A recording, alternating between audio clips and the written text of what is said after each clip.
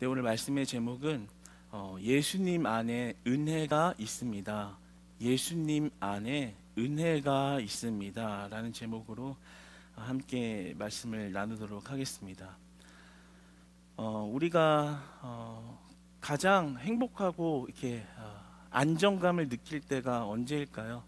모두에게 해당되는 것은 아닐 수 있지만 아마 일반적으로 우리가 가장 행복하고 편안하고 안전하다고 느낄 때는 부모님의 그늘 아래 있을 때인 것 같습니다. 그렇죠? 그냥 울면은 다 해결해주고 재워주고 먹여주고 돌봐주고 입혀주고 그저 부모님의 그늘 아래에 있을 때는 모든 것을 다 양육을 받죠. 내가 무엇을 행했기 때문이 아니라 무엇을 했기 때문에 그 결과로 받는 의미로 그렇게 받는 것이 아니라 그저 그 부모님의 자녀되었다는 사실 하나 때문에 모든 것에 이렇게 양육을 받습니다. 그래서 가장 안정감을 느끼고 행복감을 느끼고 편안함을 느끼는 때가 부모님의 그늘 안에 있을 때인 것 같습니다. 여러분, 우리의 신앙도 언제 가장 행복하다고 말할 수 있을까요? 우리의 신앙이, 나의 심령이 가장 안전하다라고 느낄 수 있는 것은 바로 예수 그리스도의 그늘 아래 있을 때만인 줄 믿습니다. 다른 때가 아닌 거예요. 세상에 나가서 내 힘으로 살 때, 내 능력으로 잘 살 때, 남들이 보란듯이 칭찬할 만한 무언가를 이뤘을 때, 그때가 안전하고 부러움의 대상이 되어 있는 게 아니라요, 오직 예수 그리스도의 품 안에 있을 때, 그때가 가장 안전한 때요, 가장 축복의 때요, 가장 평안한 때요, 가장 행복한 때인 줄 믿으시기 바랍니다. 그러니까 우리가 예수 그리스도 안에서 이렇게 예배한다는 것이 가장 큰 축복이라는 것을 깨달아야 하는 것입니다. 혹시나 예배하러 나와서도 세상에서 잘 나가는 사람 부러워하면서 기도는 안 나오고, 주님 예수님 믿으면 뭐예요? 나는 이렇게 초라한 모습으로 맨날 이렇게 주님 앞에 있잖아요. 이게 뭐예요? 나는 저 세상 사람이 부러워요 라고 말할지 모르겠어요. 그러나 마치 부모가, 자녀가 그 부모의 그늘 아래 있을 때 아무런 근심도 안 하고 걱정도 안 하고 가장 편안함을 느낄 때처럼, 우리가 진짜 예수님을 만나고 예수님을 통해서 하늘의 세계가 열려지면, 그 구원의 사실이 온전히 믿어지면 오직 예수 안에 있을 때만 가장 행복한 것입니다. 그러니까 우리가 진짜 예수님을 만나야 되는 거예요. 그리고 예수님 안에 있을 때만 진짜 행복하다는 그 사실이 믿어질 때서야, 그 사실이 정말 받아들여질 때에 그때서야 진짜 신앙이 시작되는 것이죠. 진짜 행복한 신앙생활, 어떤 외부의 환경으로 맨날 흔들리는 것이 아니라 내 상황에 이 눈에 보이는 것이 아무것도 없어도 그 길을 힘차게 걸어갈 수 있는 것, 예수 안에 있을 때인 것입니다. 여러분, 항상 예수님 안에 거하시는 저와 여러분 되시기를 축복합니다. 예수님 안에 있는 것이 가장 행복해요. 예수님 안에 있을 때 하나님, 나는 가장 큰 축복을 받았다는 것이 믿어져요. 이런 고백이 이 예배의 현장에, 여러분의 그 예배의 자리에서 날마다 끊어지지 않기를 소망합니다. 끊어지지 않기를 소망합니다. 아담과 하와를 보세요. 어땠나요? 하나님 안에 있을 때는 행복했어요. 하나님이 주신 에덴, 모든 것을 먹고 마시고 누리고 뛰어놀고 자고, 모든 것을 누려도 부족함이 없는 모든 환경을 하나님이 주셨습니다. 언제요? 하나님의 그늘 아래 있을 때. 근데 그들이 선악과를 먹고 그들의 욕심으로 이 하나님을 이탈했을 때 세상적인 눈은 확 띄어져서 옳고 그름이 분별되고 무엇이 더 좋아 보이는지 사리 분별이 더 되긴 했죠. 그러나 그것이 바로 그들의 저주의 시작이었던 것처럼, 마치 탕자가 부모를 떠나 재산만 있으면 한평생을 행복하고 잘 살 것이라는 그 교만함이 부모를 떠나서 쫄딱 망해보고 나서야 부모 아래에 있을 때, 그 아비 아래에 있을 때가 가장 행복하다는 사실을 그 처절한 현장에서 깨닫게 된 것처럼, 여러분, 우리가 예수 그리스도 안에 있는 것이 가장 행복하다라고 고백하면서 예배 드릴 수 있다면 정말 여러분이 그 축복을 다 받아 누리는 예배와 기도와 찬양과 신앙의 삶이 될 줄 믿습니다. 우리는 오직 예수 그리스도 안에 있을 때만 가장 안전하고 가장 행복하고 가장 큰 축복 안에 있는 것입니다. 만약 그 예수님을 떠나면 예수님 믿는 거 재미없어, 고리타분해, 예수님 믿어봤자 잘 사는 것도 아니야, 나 그냥 예수님을 떠날래, 실제로 나가서 잘 살지도 모르겠어요, 돈을 많이 벌지도 모르겠어요, 더 건강할지도 모르겠어요. 그러나 하나님을 떠난 것, 예수 안에 있지 않는 것은 영적으로 볼 때 저주요 불행인 것입니다. 그러니까 하나님이 여러분들을 부르셔서 믿음을 주셔서 이렇게 예배하러 나와야겠다라는 마음을 주시고, 하나님을 예배할수록 그리스도의 마음이 심겨지게 하시고, 주님이 나의 주님이십니다, 주님 뜻대로 살겠습니다 라고 고백하는 이것이 하나님이 주신 가장 큰 축복이라는 것. 세상의 어떠한 부유함을 얻는 것보다, 이 세상의 어떠한 부유함보다 가장 큰 부유함을 예수님께서 여러분에게 주셨다는 사실이 이 예배 현장에서 믿어지고 고백되어지고 찬양할 수 있는 여러분 되시기를 축복합니다. 예수님 안에 있는 것, 이것보다 더 큰 축복이 없습니다. 그것이 정말 영적 시야가 열린 사람들, 예수님 만난 사람들의 고백이 되는 것이죠. 오늘 본문의 바울은 그래서 그 유대인들을 향하여 자기의 동족들, 예수님을 믿지 않는, 그러나 하나님의 율법은 꾸역꾸역이 아니라 아주 완벽하게 잘 지키고 있는 그들에게 호소를 하는 거예요. 30절에 보면 믿음에서 난 의로 살아가야 합니다, 이렇게 얘기하거든요. 뭐예요? 예수님 안에 있어야 합니다.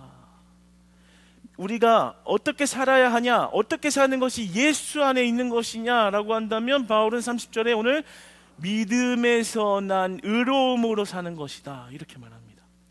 그러니까 믿음을 주신 의로움으로 산다는 것은 복음에 순종하는 자요, 예수 그리스도의 말씀을 따르는 자들인 것입니다.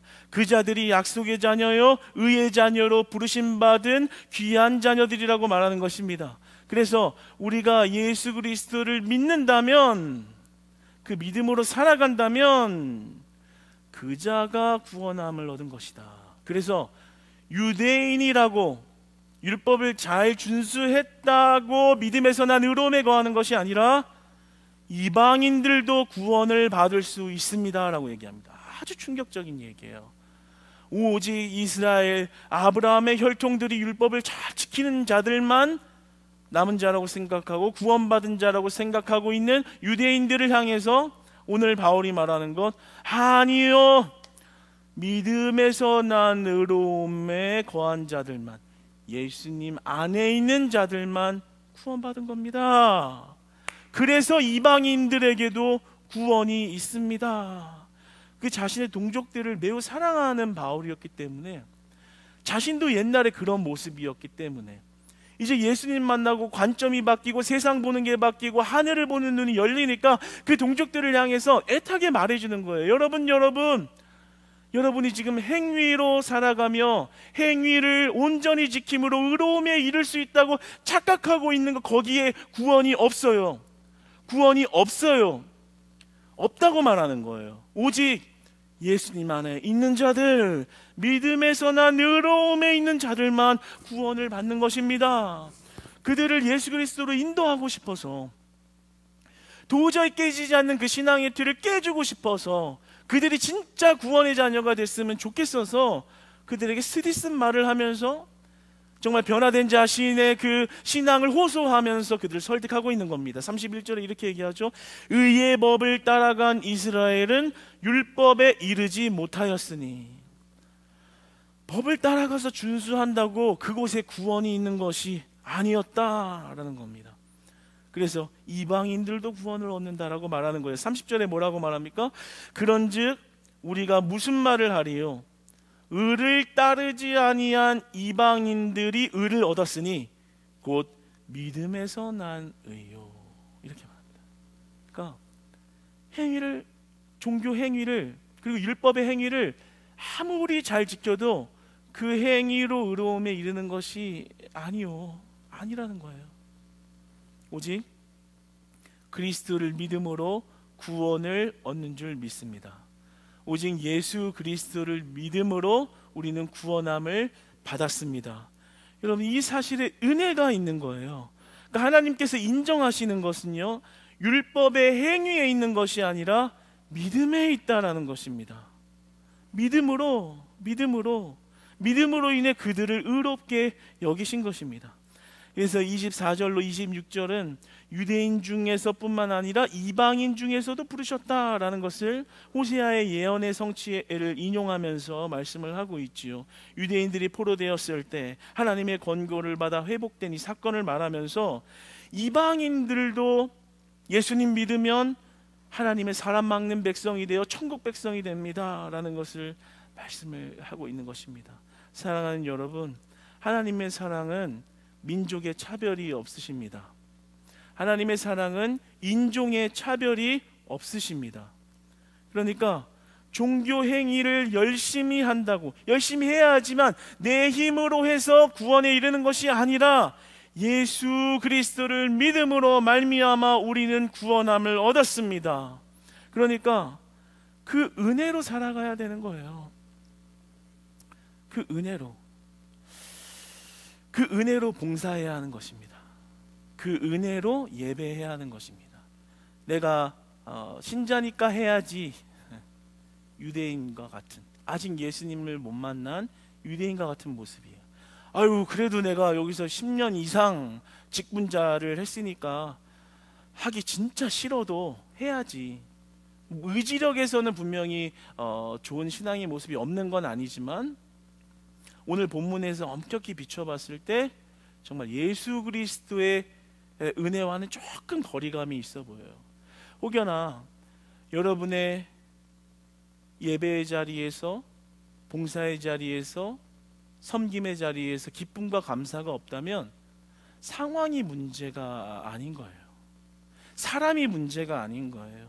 저 사람이 나를 불행하게 만든 게 아니고요, 상황이 이렇게 나를 몰아선 게 아니고요, 교회가 여러분을 그렇게 만든 것이 아니고요, 목자가 여러분을 그렇게 만든 것이 아닙니다. 내 안에 내 힘으로 신앙생활을 하며 주 앞에 서 있는 내 힘, 내 의지, 아직 다 내려놓지 못한 내 자아 때문에 그럴 확률이 매우 높다라는 거죠. 여러분, 우리가 우리의 힘으로 신앙생활을 할 때 오늘 본문의 유대인과 같은 실수를 할 수 있는 거예요. 종교생활을 열심히 하는데 그것으로 괜찮다고 생각하는 거예요. 열심히 하고 있으니까 난 의로움에 들어와 있어. 참 쉬우면서도 어려운 거죠. 분명히 예수 그리스도의 은혜가 넘치면 열심히 하는 것이 맞는 것이거든요. 근데 착각하면 안 되는 것이 예수 그리스도 없이 열심히 하고도 있을 수 있다는 거예요. 그러면서 자기는 안전하다고 생각하는 것, 그것이 바로 오늘 유대인들이 했던 실수인 것입니다. 그런 사태가 빚어지면 어때요? 우월주의가 생기죠. 나 잘하고 있어, 나는 안전해, 나는 신앙생활 잘하고 있으니까 주님 안에 있는 사람이야. 내 힘을 못 뺐으면서도 그저 열심히 하고 있는 것만으로 내가 예수 안에 있다고 착각하면 비교하게 됩니다. 저 사람은 왜 저렇게 안 하지? 저 사람은 왜 저렇게 안 하지? 세상 사람들도 영혼으로 안 보여요. 아이고, 정죄의 대상으로 보고 비교하고, 저들보다 나는 낫다, 이렇게 생각을 하는 것입니다. 뭐예요? 예수 그리스도 안에 있지 않은 거예요. 예수님은 어떻게 말씀하세요? 이방인들에게도 믿음으로 난 의로움으로, 믿음으로 인하여 구원을 받을 수 있고, 다시 말하면 예수님의 시선은 혈통에 매여 있는 것이 아니라 온 열방을 향한 영혼들을 향하고 있다고 말하고 있는 거예요. 그러니까 예수님의 마음과 예수님의 시선이 회복되면 어떻게 되는 거예요? 여기에 있는 지역에서 믿지 않고 있는 사람들을 볼 때 불쌍한 영혼들로 보는 거예요. 전도의 불꽃이 다시 회복되는 저와 여러분 되기를 소망합니다. 비어있는 자리를 보면서 안타까워하는 거예요. 뭐 때문에요? 자리가 채워져야 되는데 그런 안타까움이 아니라 아직도 예수 그리스도 없이 잘 살 수 있다고 말하며 자신의 힘으로 살아가는 지역에 믿지 않는 자들을 향해서 긍휼한 마음이 생기는 거죠. 비교하고 우월의식을 갖고 나는 그래도 나만 잘 살면 돼, 나는 천국 가니까, 예수님 마음이 아닌 거예요. 믿음으로 난 의로움, 그 은혜로 예배드리고 그 은혜로 교회에 나오시고 그 은혜로 전도할 수 있는 우리 크리스찬 교회 공동체 되기를 소망합니다. 그러니까 하나님의 마음은 이방인들도 향해 있는 거예요. 우리가 이 어로프 헤븐 카페가 완공되고 또 그리고 여기서 카페가 활발하게 교제 현장으로 회당과 같은 교회로 자리매김한다면 우리의 마음은 어때야 할까요? 이곳에 찾아온 세상 사람들을 사랑할 수 있어야 합니다. 참 쉽지 않아요. 더 나아가서 섬길 수 있어야 합니다. 더 나아가서 그들을 위해 더 기도할 수 있어야 합니다. 그게 예수 그리스도 안에 있는 자라는 것이죠. 여러분, 우리가 이 어로프 헤븐 카페가 진행되게 되면 세상 사람들과 이 교회 1층에서 어우러져서 있게 됩니다. 그때 나는 교인이야 너는 아니지, 이런 마음의 벽을 허무시고 그리스도의 마음이 그들을 향하고 그들을 이곳으로 인도하셨다는 것을 믿을 수 있기 바랍니다. 그리고 그들을 사랑할 수 있는 예수님의 마음을 품으시기 원합니다. 억지로만 섬기는 것이 아니라요, 주님이 나를 사랑하였듯이 그들을 사랑할 때 이곳에 놀라운 예수 그리스도의 향내가 풍기는, 그리고 예수 그리스도를 만나게 되는 놀라운 전도와 선교의 현장이 될 줄 믿습니다. 그러니까 우리가 예수님 믿는다는 것은요, 예수님 안에 있다는 것은요, 억지로 하는 것이 아니에요. 억지로도 어쩔 땐 필요하지만 본질적으로 억지로 하는 게 아닙니다. 기쁨으로 하는 것이고요, 감사로 하는 것입니다. 27절로 29절을 보면 이사야서 10장 22절을 인용하면서 이렇게 말하는 거예요. 유대인들이 오직 원칙대로만 구원을 받는다고 확충했다라는 거예요. 원칙대로 사는 것으로 구원에 이른다, 행위로만 그렇게 했다라는 거죠. 그러니까 그런 그들에게 예수 그리스도를 전하면서 우리에게 말씀하시는 것은 원칙을 행하는 것으로, 전통을 행하는 것으로, 해야 할 것을 하는 의무를 온전히 행함으로 그곳에 기쁨이 있는 것이 아니라, 그곳에 행복이 있는 것이 아니라, 그곳에 진리가 있는 것이 아니라, 우리가 예수 그리스도 안에 있을 때 그 진리 위에 있다는 것을 말하는 겁니다. 그러니까 우리가 이 일을 어떻게 하냐, 하나님의 일을 어떻게 하냐, 잘하냐 못하냐가 중요한 게 아니에요. 예수님의 눈에는 그 결과의 값이 중요한 게 아닙니다. 근데 우리는 결과가 잘못되면 그 사람을 정죄하죠, 팀을 비난하죠, 그리고 비교하죠, 그리고 쉽게 비판하죠. 그런데 예수님이 우리를 바라보는 기준은 잘했냐 못했냐가 아니에요. 예수님이 주신 믿음의 의로움으로 살아가고 있냐가 중요한 겁니다. 예수님의 기준은 네가 구원을 받은 자녀로서 살아가냐, 그것을 믿느냐, 그게 예수님에게는 중요한 문제인 거예요. 결과가 중요한 게 아닙니다. 그러니까 우리가 정말 열심히 했는데 그 결과가 안 좋다고 해서 예수님이 정죄하거나 꾸짖지 아니하신다는 것을 믿으시기 바랍니다. 그래서 가끔 자막팀에서 실수를 하고 예배를 마치고 우리 자막팀들을 보게 되면 풀이 엄청 죽어 있을 때가 많아요. 그렇잖아요. 자막 실수 한번 하고 나면 얼마나 이게 무게감이 있겠어요. 다들 막 버벅대는데 이게 막 몇백 명이 한 번에 자기의 클릭 한 번으로 막 우왕좌왕 됐다라는 사실 때문에 견디하지를 못하더라고요, 대부분. 제가 두 가지를 이야기해요. 한 가지, 열심히 안 한 것은 잘못했지만, 준비하지 않고 대충 와서 하면서 실수한 건 좀 잘못한 거지만, 그래도 하나님이 너를 정죄하지 아니하노라 이렇게 위로해줘요. 뭐냐면요, 하나님의 기준은 잘했냐 못했냐, 그 일을 얼마나 효과적으로 했느냐, 이것보다 네가 믿음으로 난 의로움 안에 살아가고 있느냐, 이게 중요한 문제라는 거예요. 사람이 보는 기준하고 다른 겁니다. 여러분, 믿음 안에 의로움에 거하고 계십니까? 할렐루야. 왜 이렇게 목소리가 작아세요? 중요한 문제인데 네, 마음에 찔림이 있었나 봐요. 네, 우리가 그 구원의 은혜 안에 충만하시기를 축복합니다. 여러분의 마음이 어려울 때, 여러분의 마음이 헷갈릴 때 그리스도로 돌아오세요. 여러분의 마음이 방황하고 있을 때 그리스도로 다시 돌아오세요. 그 예수 그리스도의 이름이 여러분의 심령을 회복하실 줄 믿으시기 바랍니다. 그래서 우리 신앙생활하는 사람들은 억지가 아니라요, 기쁨이 있고 감사가 있는 것입니다. 왜요? 예수님이 나를 사랑하시고 나를 외모 중심과 결과 중심으로 모시는 게 아니라 그저 그 안에 있다는 것 자체로 행복해 하시고 나를 축복하셨기 때문인 것이죠. 여러분, 오늘 28절은 이렇게 말씀하세요. 절대로 이 주께서 땅 위에서 그 말씀을 이루고 속히 시행하시리라. 주님의 말씀은 반드시 이루어진다라는 거예요. 다시 말하면 남은 자들은 반드시 구원받는다라는 거예요. 뭐예요?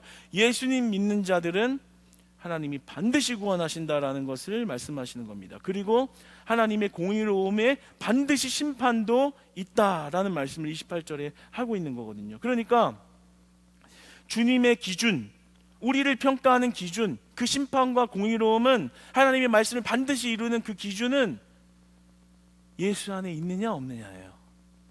잘했냐 못했냐가 아닙니다. 내일 수능 시험을 봅니다. 수능 보는 학생들 얼마나 부담이 크겠어요. 주변의 시선들, 자기가 계획했던 어떤 이런 데드라인도 있을 거고, 목표하는 꿈도 있을 거고, 그게 이루어지냐 안 이루어지냐 얼마나 큰 부담이 있겠어요. 그러나 제가 오늘 말씀을 보면서 감동이 됐던 것은 그들에게 위로가 있기를 바라는 마음입니다. 뭐냐면 그 뜻대로 다 이루지 못했을지라도 주변의 시선이 부담스럽게 느껴져서 마음이 힘들지라도, 그 결과가 내가 보기에 좀 실망스러운 결과로 떨어졌다 할지라도, 부모된 우리들, 그리고 신앙의 선배된 우리들이 보여주어야 하고 기도해야 하는 것은 위로해야 하는 거예요. 격려해야 하는 거예요.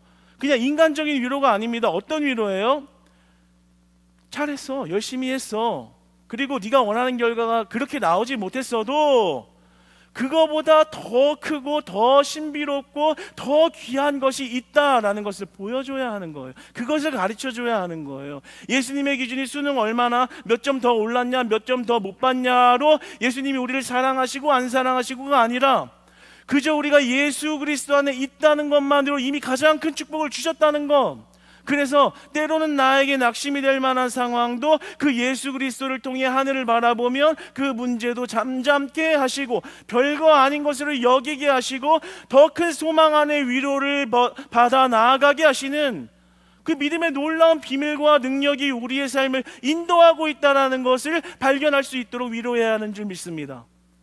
그러니까 우리가 진짜 주님을 믿는다면, 예수 안에 있다면, 우리가 바라본 어떤 기준이나 상황이나 결과보다도 그 위에 계신, 이미 구원의 은혜를 주신, 민족과 혈통을 넘어서, 학연과 지연을 넘어서 오직 믿음으로 난 의로움으로 이방인까지 구원하시고자 하는 그리스도의 사랑으로, 그 사랑 안에서 살아갈 수 있는 믿음이 필요하다는 것이죠.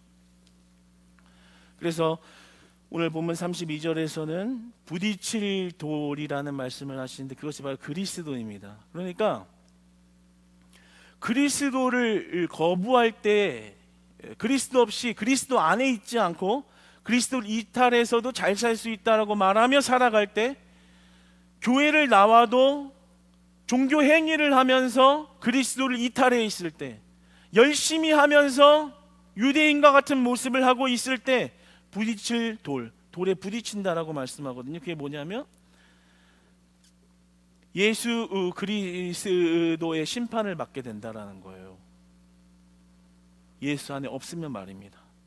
그러나 예수 안에 있으면 그 심판을 피해 간다라는 것을 말씀하고 있습니다.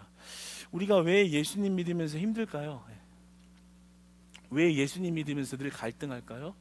바로 우리에게 예수 그리스도가 부딪힐 돌이 되기 때문이죠. 유대인들이 겪은. 그러니까 갈등하기 때문에 그런 거예요. 예수님이냐 내 욕심이냐, 예수님이냐 내 미래냐, 예수님이냐 내 현실의 평안함이냐, 늘 이런 선택의 기로에서 그냥 예수님 붙잡고, 주님 나 예수님 안에 있을게요.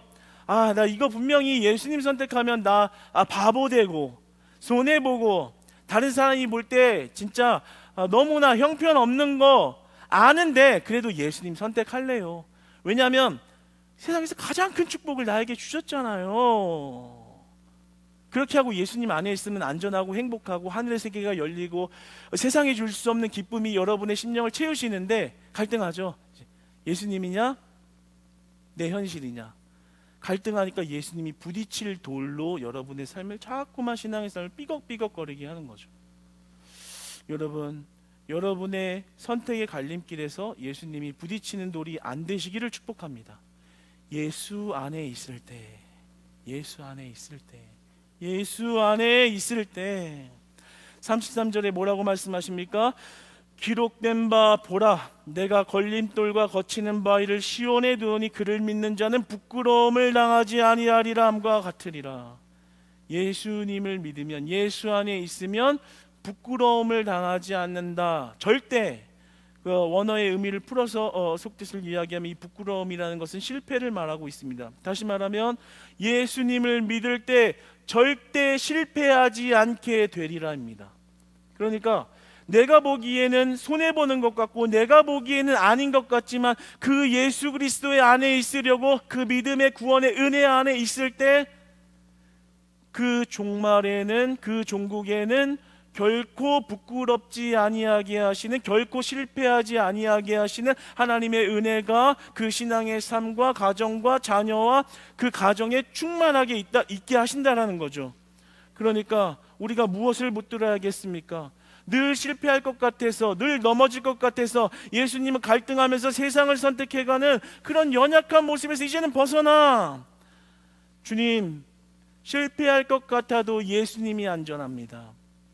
불행할 것 같아도 예수님 안에 있을 때 행복합니다. 이 믿음이 열리기를 바라는 거예요. 바울이 그 예수님을 만났기 때문에 아직도 예수님을 모르고 살아가는 그 유대인들을 향해서 그렇게 호소하고 강구하는 것입니다. 믿음의 의의 길 예수 그리스도 안에 있으십시오. 그곳에 생명이 있습니다. 그곳에 축복이 있습니다. 그곳에 진리가 있습니다. 그곳에 변하지 않는 약속의 결과가 있습니다. 그곳에 영원함이 있습니다. 여러분, 예수님이 주신 믿음의 의로운 은혜 안에서 살아가시기를 축복합니다.